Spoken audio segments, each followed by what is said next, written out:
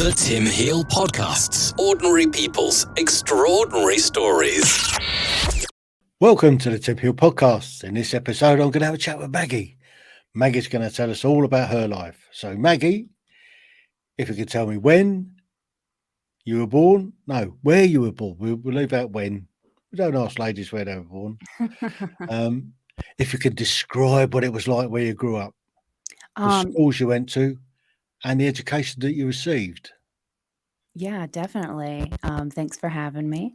I grew up, I was born in a little city called Fayetteville, North Carolina, same as the artist J. Cole.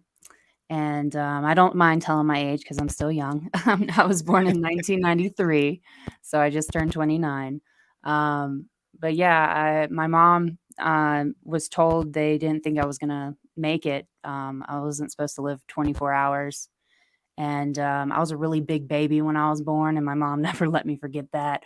I barely fit in the little isolette, little box they put babies in at the hospital. Yeah, I was a big baby. But I grew up about 45 minutes south of there in a little town called Lumberton, North Carolina. And it's basically just a swamp and farmlands. And it's actually it's known for being a very violent county. The county is Robeson County, and there's less than 200,000 people in the whole county. But for a while, they were one of the violent, or they may still be one of the violent counties on the East Coast. And its location on I-95 is the halfway point from Miami, Florida, and New York City for major drug trafficking, because it's a major highway in the United States. And so that town just kind of became just like this slum stop off the interstate. It was really, I want to say, a vibrant town when Lumber River was more operational. And tobacco was more profitable, back in like the 50s or 60s. I would say that town was a little better with income and everything. But I'd say the number one source of income in that town is drug dealer, honestly. So I guess they moved on from tobacco then, because Yeah. I guess that was a big tobacco growing area. And I now really think hemp would save them. If they just did hemp, or if marijuana were legal there, I think THC would help North Carolina's crop market again. Yeah. Yeah, because I guess where the world's demonized smoking, particularly in the West. Yes. Yes. We're demonizing a lot of things now. Women's bodies are on the chopping list right now. I'm really nervous out here. I don't know if you've seen what's going on in England, but there's an awful lot of politicians that don't know what a woman is. Can someone get a pamphlet to these people? Oh my God. Yeah. Some people that are in control of the well-being of so many people and so many lives just don't have a clue. Like, they're so disconnected. It just blows my mind. Yeah. But yeah. And as far as education, I went to a lot of different schools. I was diagnosed very young with dyslexia, which is categorized as a learning disability. But I consider it a learning difference. My brain just processes things differently, and I just had a harder start on learning to read and to spell. That makes two of us. Yeah, and ironically, I grew up to be a writer, so very difficult. That's a challenge. Yeah. It's a challenge for anyone that edits my work. That's what the challenge is. I know what I'm saying, but my editors are like, wait a minute, what do you mean by this? I was like, I thought that was one word, not two. So, yeah. But I went to about, I want to say 7 or 8 different schools between like public and private school. I want to say public school taught me how to be social and like how to make friends wherever I go, always being the new kid. And private school was definitely the better education. But the social element of private school, those kids need therapy. Like, oh my God. Like, The Mean Girls, the movie. I never had problem in public school with like psychological, like girls Mm, trying to like psychologically like ruin your life until I went to private school. And it's like these like wealthier kids just like have more time on their hands or something. I don't know, but the vindiciousness um, is definitely there in private school, and I think it has to do with being social with more people and understand having yeah, empathy for more people. When you grow up with the same 8 or 12 kids from yeah. preschool to high school, you don't really gain empathy for other perspectives. You know what I mean? Mm. Or at least that's all I could fathom from it. So yeah. So, was there any one school that stood out for you? Um, I would say where I went to high school was great. Fayetteville Academy, education wise, and the teachers, real gems. I'm still friends with some of them to this day. Um, but my favorite like school year was definitely at Lumberton Junior High. And I think it's still the last like technical junior high school on the East Coast. And I don't know if it's still set up the same way. I think they added a grade this year. But when I was in that school, it was only seventh and eighth graders in the whole school. Mm. So those were like the 2 years I started making friends outside of my like you just went to kindergarten or play dates with these people, you know what I'm saying? Like I Yeah. started choosing who my friends were. And I vividly remember those 2 years in the school. It kind of felt like we were already in high school. We had a little bit more freedom. And I'm still friends with some of the people I met in those grades. So I would say that was the most impactful. Um, my the one that I'm most grateful for was really what happened after school. After school, my mom would like just go the extra mile to tutor me, and she had all these flashcards. And if I wasn't being tutored at home after school by my mom, I had a tutor in school. So I would at some point in the day I would go see a tutor. I Mm. hated it at the time, but I'm very thankful for it now. Mm. So so where you were lucky that you were diagnosed fairly early with dyslexia. Yeah. I only found out a few years ago that I was dyslexic, Welcome to the club. and yeah, I worked hard since school. I mean, I didn't do an awful lot of schooling, so I can't put it down to that. But I was put off at an early age, so that's my caveat. So Yeah. Yeah. moving on slightly, then, what was your favourite class? What did you enjoy the most? I would definitely say my art class. I always loved art. Shout out to my art teacher in high school, Miss Rivas. She's the best. Um, I would also say English class. I didn't all the English teacher, it always varied. My English teacher would either love me or hate me. Like there was no in between. So, but I always loved the subject. Like I would come in whenever we studied poetry, I would just come in with like all these extra poems I wrote and get extra credit just because I wanted someone to read them. So, yeah, I think I gave my high school literature teacher, we were reading a play, The Dollhouse. I forget who it's by, but a really good play. And we were reading that, and I wrote a poem about it from like the perspective of the main housewife. And I gave it to my teacher, and I think she still uses it every year when she pulls out that play. Yeah. But she didn't even like me, but she kept my poem. So Must have had yeah. an impact on her then. Yeah, yeah, that's why I like art. I feel like it brings people together, even if you have nothing in common. If something makes you feel something, that's that's all it's about. Yeah. Well, this building behind me is Petworth House, It's and it's beautiful. dedicated to art. Yeah, it's beautiful. And I'm there's some amazing paintings in there. There's some pretty rubbish ones as well, but I feel like just our backgrounds give you a good indication of our countries and how they have it together. Yours, artistic, beautiful. Mine, I'm in America. We're just getting by. This is a curtain. It's not a sheet anymore. So yeah. But yeah, I tell everyone I just want to retire in France and get a sheep farm because France approves like any art project you have, they'll give you the funding on all the levels. I was born in the wrong country. No, my grandfather was French descendant, so close. So do you speak any French? No. Parlez-vous français, mademoiselle?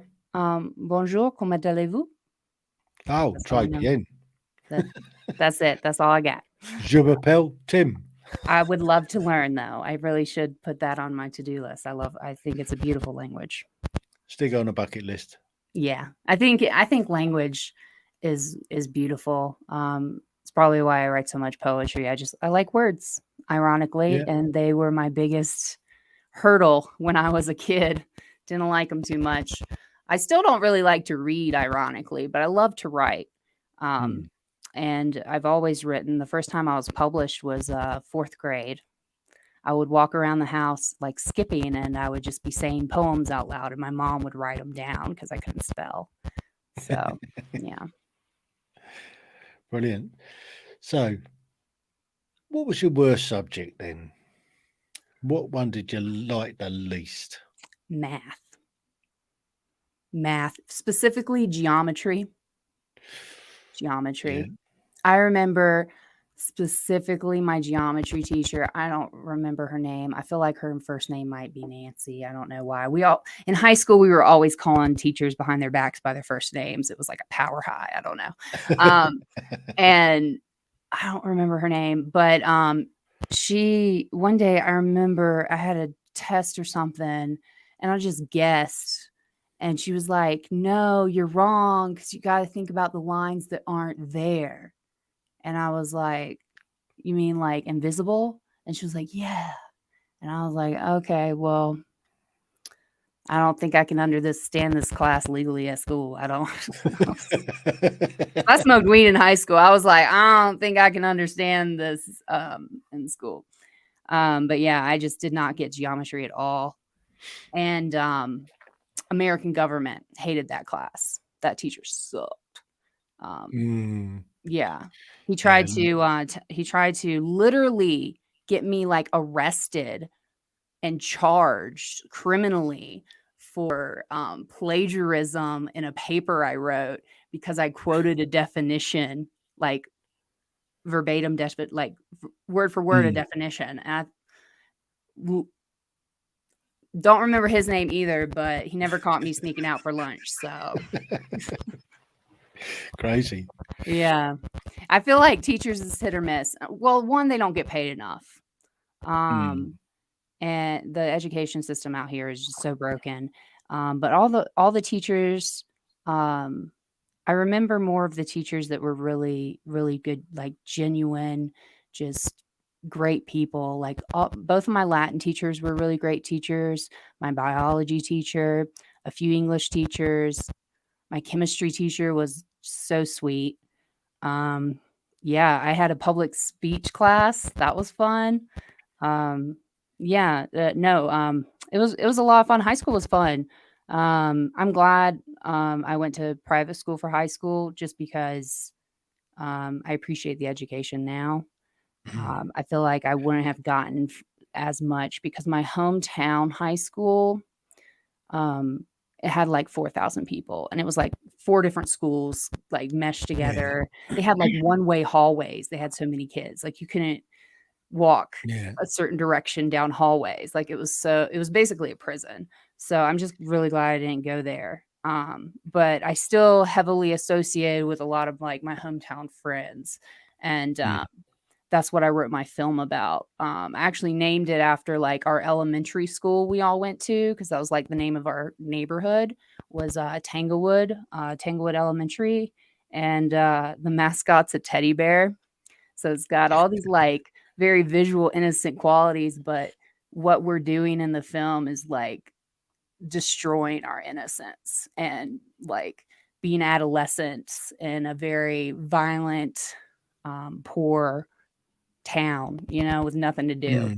And I don't know about you, but teenagers with nothing to do is some bad news.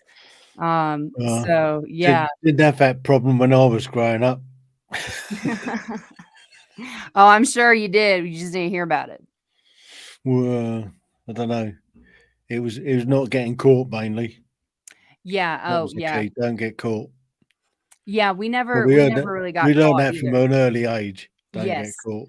Yes. I feel like kids with stricter parents learn to lie better. Like my mom was really strict, and I just would lie through my teeth. And now I can't, like, if I lie to someone, I get physically ill. Like I feel like karma has caught up with me, and I just like can't lie to save my life. But yeah, we technically never got caught like sneaking out or anything that in this film that I wrote about. But I'm kind of like telling on all of us now. So like, I feel like we're all old enough for like the parents. Well, my mom's dead, so I'm not worried about offending anybody, but everybody else's mom's still alive. So try to be respectful. So films then. So did you learn that in school? I wanted to go to film school. My mom actually went to film and photography school in Santa Barbara, Brooks Institute in Santa Barbara, California. I always wanted to go there. And I accidentally applied one day my junior year and I got in, but they were like, whoa, this was an accident. You're not old enough to come. Like literally someone from the school called me and yeah, it was total mess up. But I could have gone if I wanted to the year later. It doesn't take a lot to get into that school, like grades or test wise. But I just wanted to figure out more of what I wanted. I didn't have the confidence to go after what I wanted yet. So I just needed to just be by myself and grow a little bit. And that's what I did. I didn't go to school. I taught myself the format of a script, and I'm finding out recently that I taught myself incorrectly about some of the format. But I'm fixing those. Lesson learned. And yeah, I taught myself how to do that. And then I found a writing workshop out in Colorado. And I took it with Diane Bell. I was broke at the time. I used like my last, I think like $300, $400 to take her workshop. And I wrote Tanglewood in like 8 weeks. And it was like the most liberating thing I've ever done because it just a lot of pent up emotion and trauma. And I have PTSD from childhood trauma, and a lot of some of the events in Tanglewood, I found very traumatic as well, that I didn't process to be traumatic until years later. Like, oh, that was kind of fucked up. Because when you're young, you just accept the world around you for what it is. You think that's just what it is. When you grow and you mature, that's just normal. Yeah, you just accept it as reality.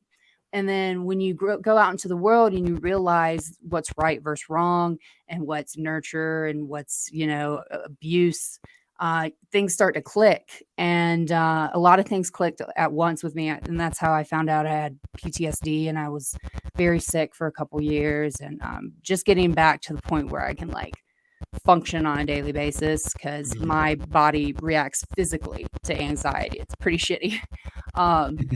But writing this, I found such relief because it felt like I took things I was holding on to that were painful, and I separated it from myself and like put it on the characters' back. Like they have to carry it now. It's not mine anymore. It's in the story.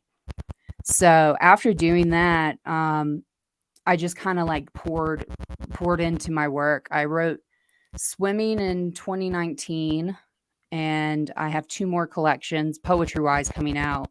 And Tanglewood I finished writing in 2018, and in May of 2019 we launched the fundraising campaign for the production. And that same day my mom passed away. And so that got on hold. I published Swimming during this time to like still be creative, and I dedicated that poetry collection to my mother. And so I had another moment where I had to like take pause and like really go inside myself and like relieve some pressure. Like when you lose someone so close to you, and so suddenly you just, it's the emptiness you feel is just unexplainable, and you have to fill it back up with things that make you want to exist.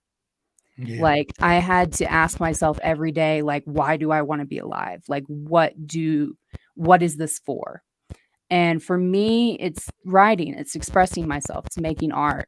And I've just poured myself into it. And since I did, I kind of lost that whole like I'm scared or insecurity I had in my head that was holding me back from like going to film school.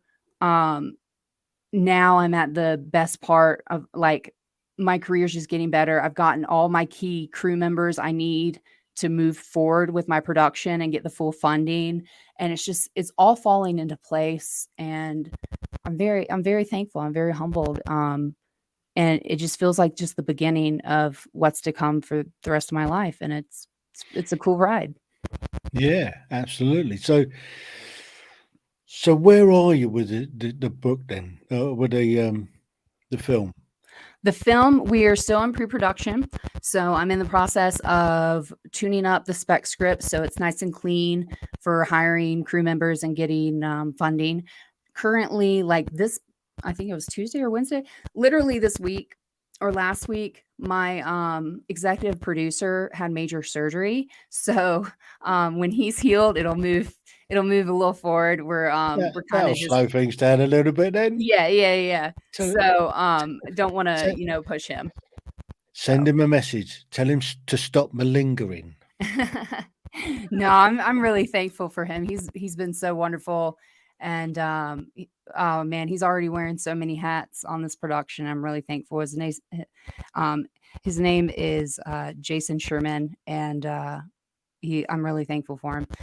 He came into my life kind of like Diane Bell did, just at the right time. Diane Bell is the writer director who hosted the writing workshop.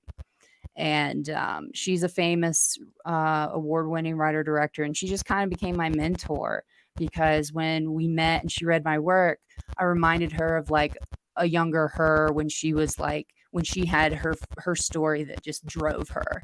And I got that same connection with Jason. And each crew member that I bring to the project is kind of like that. Like there's something in it that they believe in as much as I believe in the project.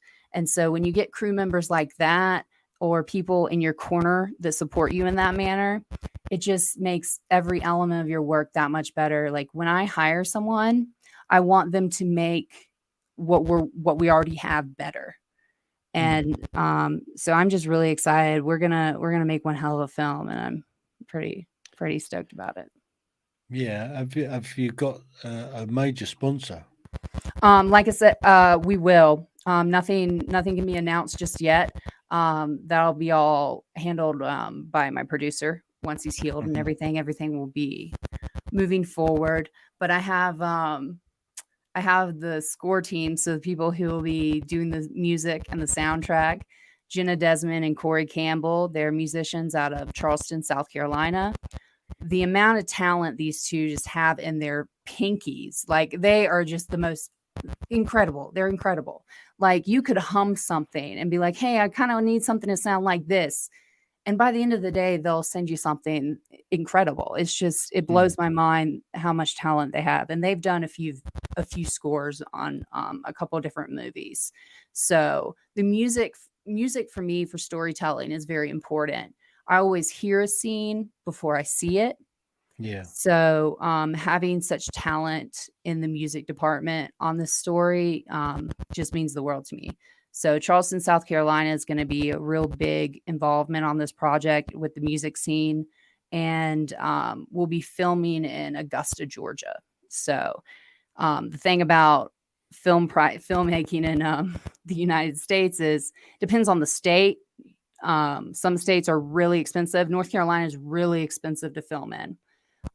For like, say, renting a street or a public license to film, it's like $5,000 in some places in North Carolina. For that same license, in Augusta for like the cemetery shoots, $100 for the whole day. See what I'm saying? Like, It's a no-brainer, really, isn't it? yeah. So what people don't understand about filmmaking is it's like starting a corporation from the ground up. Mhm. So many charts, so many numbers, and yeah, and it's someone's job to be the bad guy and say we can't do that. So Mm. it's not mine, but I get to do all the fun things. Yeah. Have you got the storyboards done yet? Oh yeah, I've got all the story things are done except for just tightening up the spec script, and that just helps hire crew and everything. So, Mm. and I'll be directing it. I'm really excited about that. With PTSD, I've always like memories for me. They literally play like film, like a Mm. little video of a sometimes uncontrollably. Like I remember I was driving one time and I passed the street. I took my mom to the hospital when she had a major stroke. And by the time I got under the stoplight, I was in a hospital room. I wasn't in my car anymore. Ooh. And that was probably one of the scariest times I had Mm. a triggered moment. And my dad, he's a retired military. So he suffers from PTSD too. So he's had similar things happen where he blacks out for the rest of the day. So I wouldn't wish it on anyone, honestly, but it feels really good to get it out of my head, if that makes sense. Mm. It does. Makes a lot of sense, actually. Um, I occasionally go to a group that of veterans here with Gosport.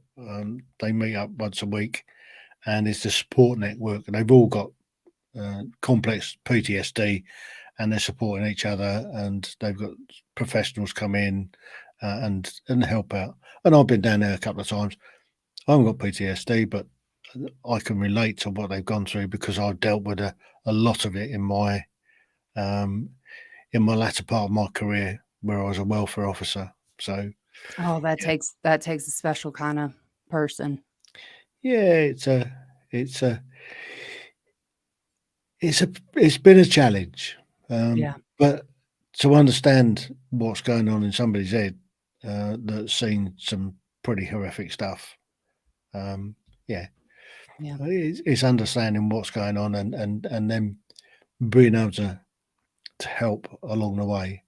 And if you can catch it early enough, a traumatic incident that triggers these things, then you can prevent it happening.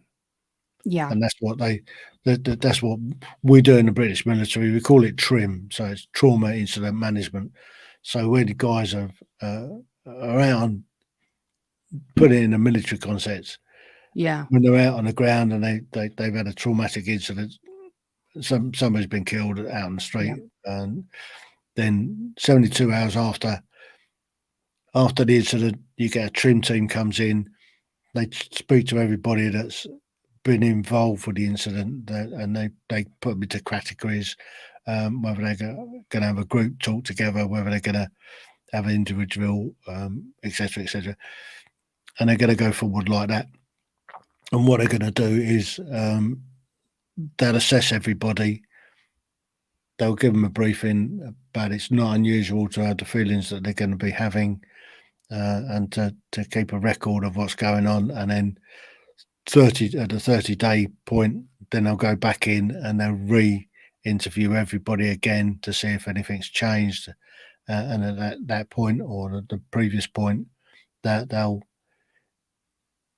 see if somebody's still having problems, etc., Yeah. and then they'll signpost them onto professionals, and then you go in at 72 days after the incident, and you do the same again, and by which time most people have dealt with it and encouraged to talk about it. So, and Yeah. that's how it works. Yeah, definitely. I feel like there's no shame in expressing what um, what scares you, what haunts you. I don't think there's. I think expressing it is more healthy than holding it in. And I used to hold it in a Absolutely. lot, and it literally made me ill. I almost died one year because I just couldn't stop throwing up every day. Like, it was very scary. Well, I think what we need to do is destigmatize mental health issues. And Definitely over here. I don't know about over there. Like, just what you described in it's that the same. system sounds like more than they would do over here for anything. Even a Yeah, mass shooting, I doubt that those kids are getting that much care. Like, it's yeah, very scary. and that's what they need. They need that trim team to go in and to process it, and those that need extra support given it, because if they don't and Yeah. they just sort of brush it aside, uh, sooner or later it's going to manifest itself. We've Yep. still got veterans from the Falklands, which was 40 years ago, Yeah. that are suffering from PTSD, Yeah. and we've got a big tinderbox at the moment where guys have been in Iraq and in Afghanistan and the Balkans. And it can manifest physically. That's what people don't understand is Yeah, your muscle memory, cell memory, literally, if you don't process the energy you're holding on to in your body, it can manifest into illnesses or ailments. I have really tight jaw and tight neck, and I actually have to go to a specialist because every night it just clamps up from having night terrors. And I have my friend's mom. She took a long time and never really dealt with her like suppressed like sexual assault memories from childhood, mm, and she ended up having severe health problems due to it. Just her anxiety, having to go somewhere, the stress, the trauma, it has to physically release, and if it does, like, it can literally cause your organs to shut down. yeah, Like, it's mind blowing. Um, and I feel like destigmatizing is definitely the first step. That's why I really love poetry. I use poetry to deal with like my triggers, the micro moment of yeah, how I'm feeling. And then I use a film to dive deeper into my psychology of why I have these triggers.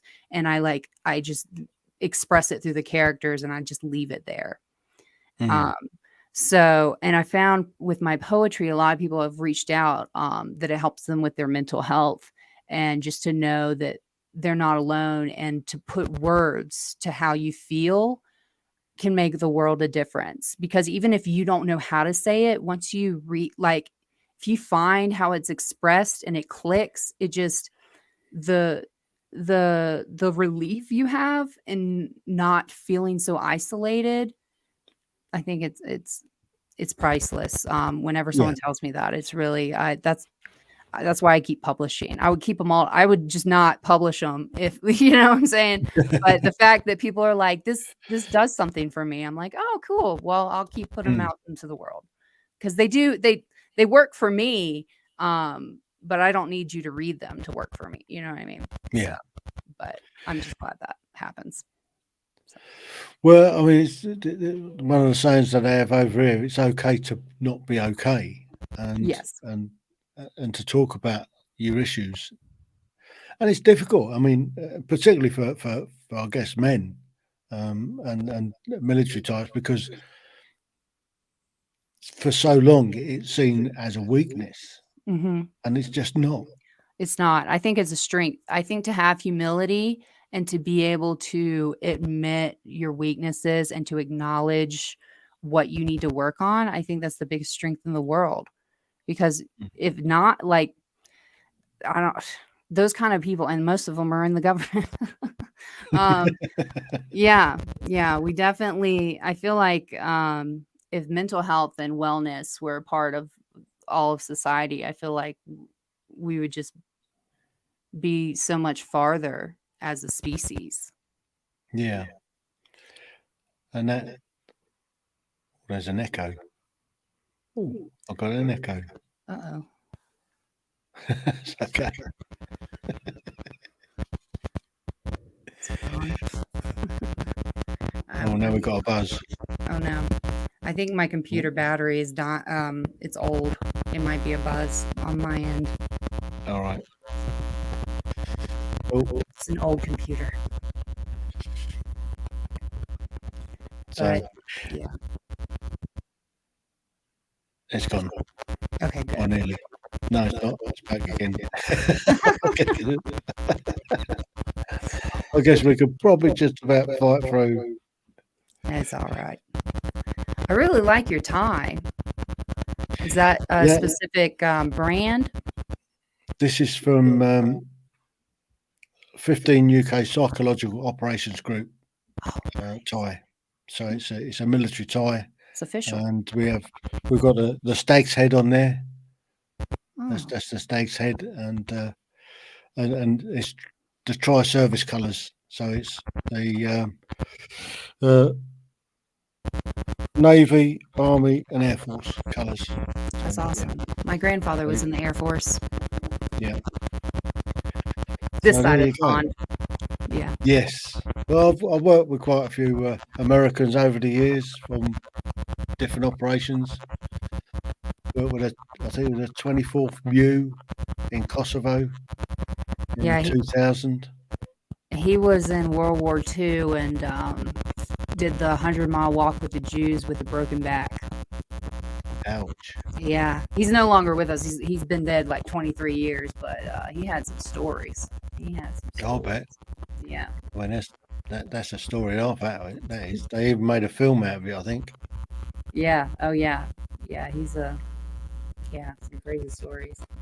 But yeah,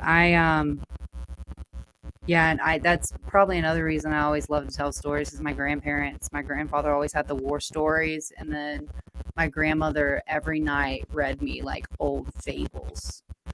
And I also learned how to read with poetry. Sylvester, I'm not Sylvester. The Where Sidewalk Ends, Silverstein. Yeah.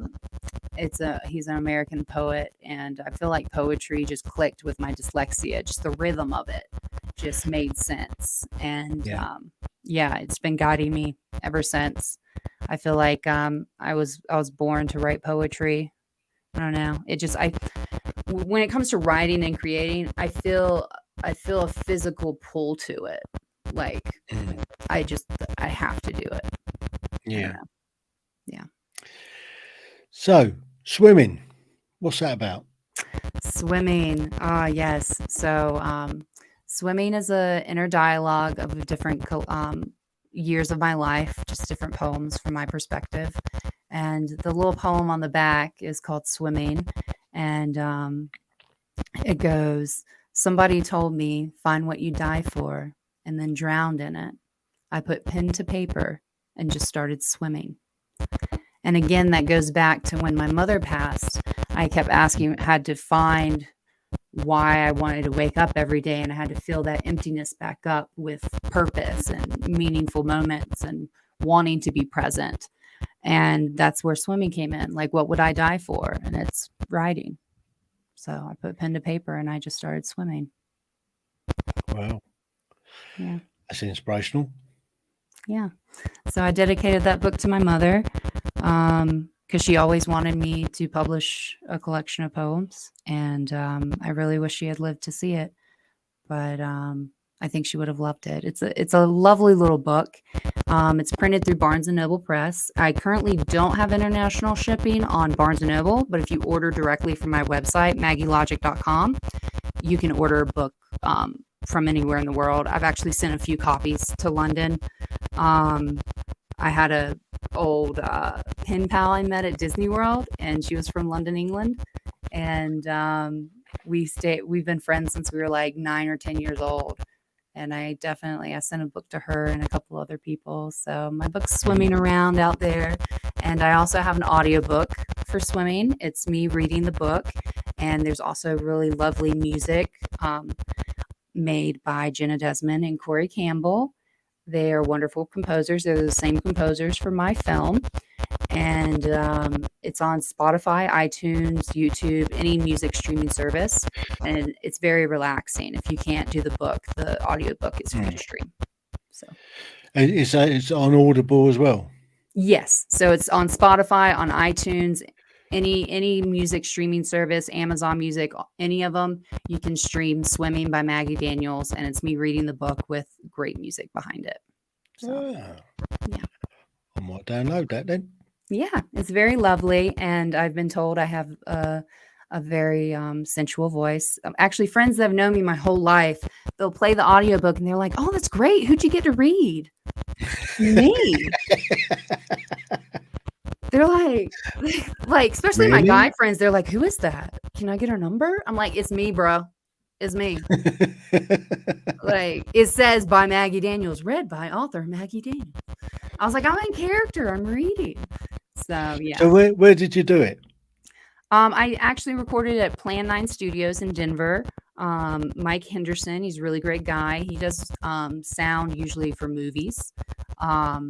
And he has a great studio in the basement of his home.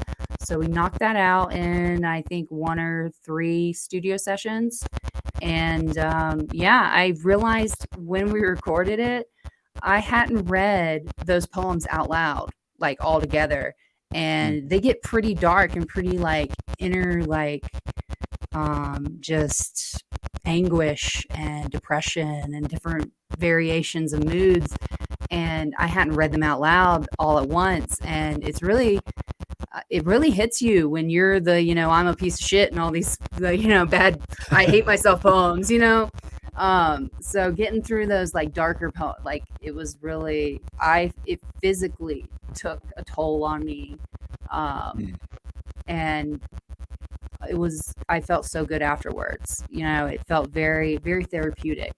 And shout out to anyone who is a voice actor or anything. That's definitely hard work. And the energy, what you're reading really does take energy out of you. And I feel like after going through that whole reading it out loud from cover to cover, I feel like there's something in there for everyone. Like I actually have a lot of men that read my book because it's very gender neutral perspectives, because it's literally like the anguish and heightened experience of being a human being and existing and trying to figure it out. So yeah, Swimming by Maggie Daniels. Brilliant. Well, Maggie, I think we'll call it a day there. Awesome. Well, this has been fabulous. No, thank you for joining me. Yeah, thank you for having me.